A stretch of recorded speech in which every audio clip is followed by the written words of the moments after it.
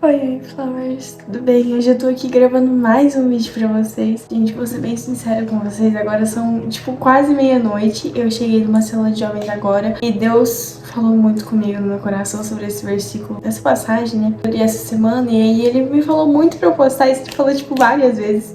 Então achei muito legal vir falar disso pra vocês. Fazia um tempo já que eu não postava nada de devocional, nada sobre a Bíblia, nada sobre Deus. Então, meio que se eu tenho essa oportunidade de chegar até pessoas e um público que gosta de mim, um público que vai ouvir o que eu vou falar, ajudar assim na mudança da vida das pessoas, porque Cristo muda a gente, né? É o que eu vou estar fazendo agora. Se vocês precisarem conversar comigo depois de assistir o vídeo, minha DM tá sempre aberta, galera. Vocês podem chegar lá conversar. Ana, não sei o que, não sei o que lá, me ajuda, me liga. E é isso, gente. Mas agora vou falar com vocês sobre esse assunto muito forte. E assim, Deus falou muito sobre isso comigo.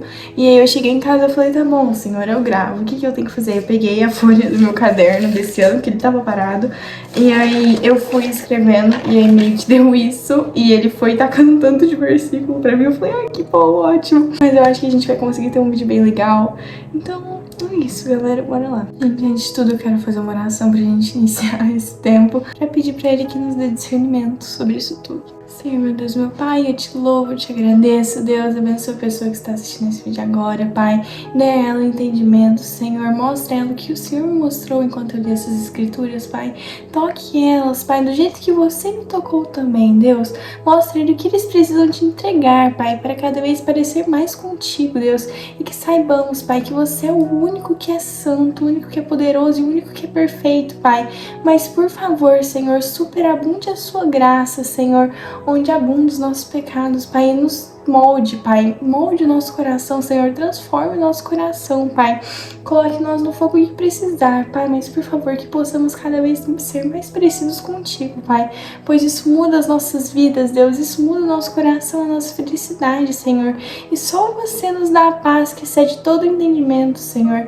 Então, por favor, Deus, que essa palavra que venha a ser compartilhada hoje, Senhor, possa transformá-los, Pai, possa vir a renovar o entendimento dele, Pai, como o Senhor diz em Romanos 12:2, Pai. Porque é isso que precisamos, Senhor. Então, Deus, nos ajude, Pai, que essa palavra venha a nos moldar, Pai, a nos modificar, sabe, Deus?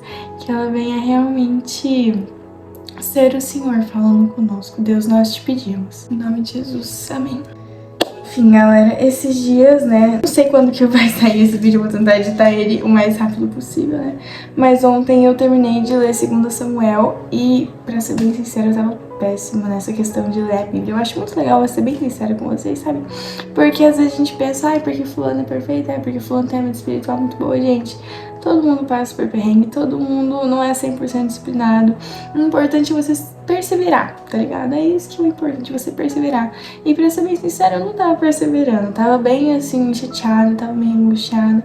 E aí eu tava deixando isso um pouco de lado, sendo que é exatamente o que a gente precisa procurar, sabe? Mas eu acho que Deus me mostrou o versículo certo, a passagem certa, na melhor hora possível. E eu sempre faço anotações na minha Bíblia, eu vou mostrar pra vocês.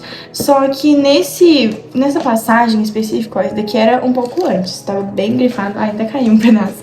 Só que nessa daqui eu não coloquei muita coisa. E eu achei muito engraçado, porque normalmente quando Deus fala comigo eu coloco muita coisa. Só que nessa hora eu falei, caramba, legal. Só que eu não escrevi, eu só fiquei refletindo sobre isso depois. Bom, se você não tiver Bíblia, eu vou deixar aqui na tela também o versículo, ou se você quiser abrir agora ou no celular, não sei o que vocês preferirem, mas tá em 2 Samuel 24, no versículo 18, a primeira parte que eu quero falar sobre, que é: naquele dia, Gade, que era meio que um profeta, um vidente, na forma que eles dizem na minha versão, foi a Davi e disse: vá e construa um altar para o Senhor na eira de Araúna, o Jebuseu. Gente, dando uma contextualizada aqui total pra vocês, Davi era rei, né? E aí ele já tinha, tipo, já tava no final da vida dele, e aí Araúna era um Jebuseu, e aí ele tinha essa ilha. Tipo assim, um lugar, tá ligado? E aí era um lugar grande, era um lugar bom, né? E aí Deus vai e fala assim, olha, você precisa construir pra mim um altar nessa ilha aí de Araúna. E aí Davi olha e fala assim, beleza, vou lá construir um altar pro Senhor. E isso é tipo assim, um chamado que Deus faz pra nós, um chamado tipo assim, olha, você vai ter que cumprir tal propósito que eu estipulei pra você, ok? Você vai ter que me entregar tal coisa. Eu quero um altar, você vai construir um altar. Beleza, vamos construir um altar. E aí a gente corre atrás. Aí, no versículo 22, Davi chega nele, né? E aí ele fala assim, pode ficar com a ira, meu senhor, o rei, disse Araúna. Use-a como lhe parecer melhor. Aqui estão os bois para o holocausto, e o Senhor pode usar as tábuas de trilhar e as cangas dos bois como lenha para o fogo do altar. Eu lhe darei tudo, ó rei, e que o Senhor, seu Deus, aceite seu sacrifício. E a gente pensa, caramba, que legal, ele tá doando a terra para o rei poder fazer o holocausto dele, para o rei poder fazer o sacrifício, para ele poder realmente realizar o propósito que Deus chamou. Quem Deus chamou para construir o altar não era Araúna, era Davi. O lugar era de Araúna.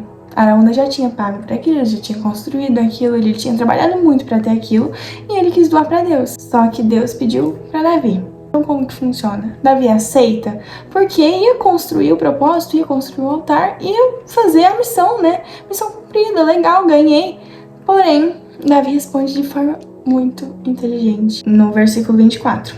O rei, porém, respondeu a Araúna, não, faço questão de pagar por tudo. Não apresentarei ao Senhor, meu Deus, holocaustos que nada me custaram. Então Davi pagou 50 peças de prata pela eira e pelos bois. Davi construiu ali um altar ao Senhor e ofereceu holocaustos e ofertas de paz. O Senhor respondeu à sua oração. Uma coisa que eu penso que acontece muito é a gente ver muitas pessoas, tipo assim, se jogando, entregando a vida no altar. Tipo assim, caraca, Jesus, estou entregando tudo que eu tenho a você. Tudo que eu tenho é teu, Cristo. E realmente, a gente tem que ser assim. Só que o que acontece? Como que a gente vai entregar algo no altar, sendo que o altar foi de graça? Podia muito bem entregar aquilo lá pra Deus e falar, Deus, deu tudo certo, o Senhor já tinha preparado pra mim, eu não tive que pagar nada.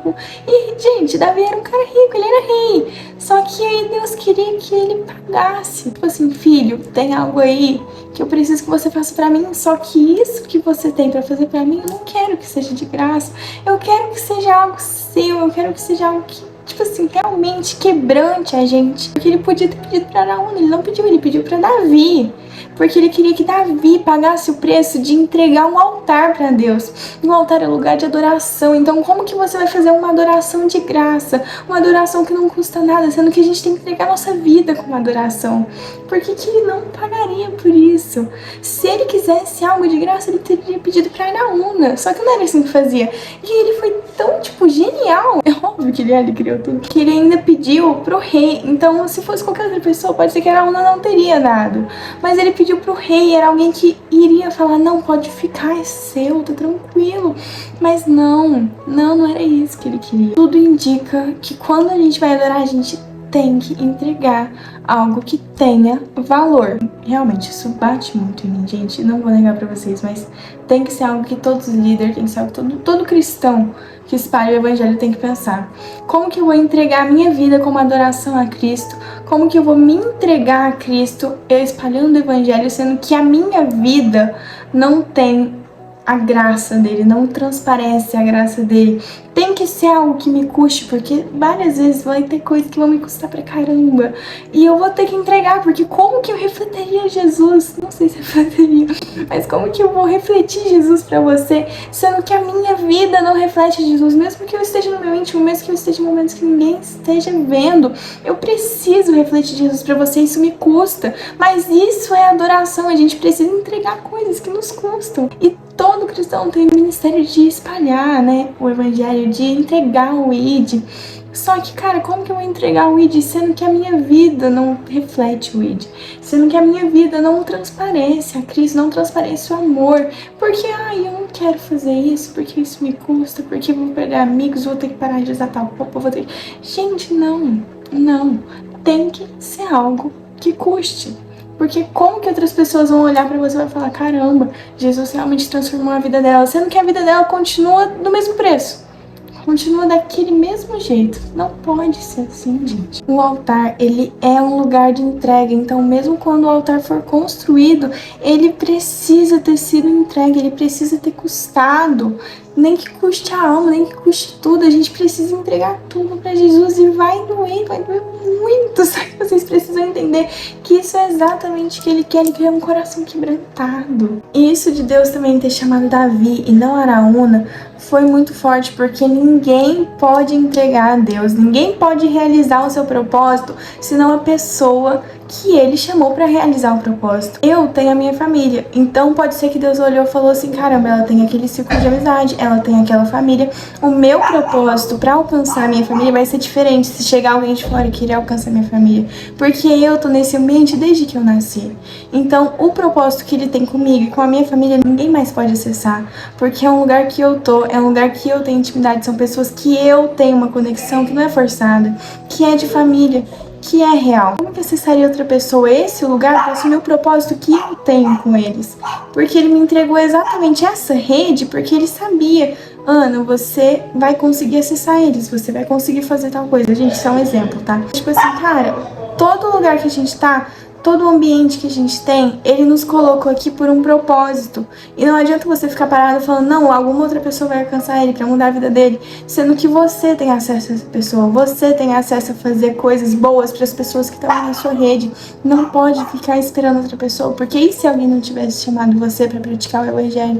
E se alguém não tivesse chegado até você para falar de Jesus? Você estaria no lugar que você tá hoje? O propósito que Deus chamou, ninguém mais pode realizar. Deus chamou Davi e não chamou Araúna, porque ele queria entrega de algo que custasse para Davi. Se Deus entregou o seu filho amado, perfeito, de forma tão forte que ele não pôde ser reconhecido como humano, por que eu vou continuar entregando renúncias que não vão me custar, que não vão me doer? Imagina como deve ter doído para Deus ter visto seu filho daquela maneira por amor a nós. Não entra na minha cabeça porque eu fico chocada. Eu não mereço esse amor. Nós não merecemos esse amor. E mesmo assim nós temos e nós não queremos entregar, tipo assim, um relacionamento.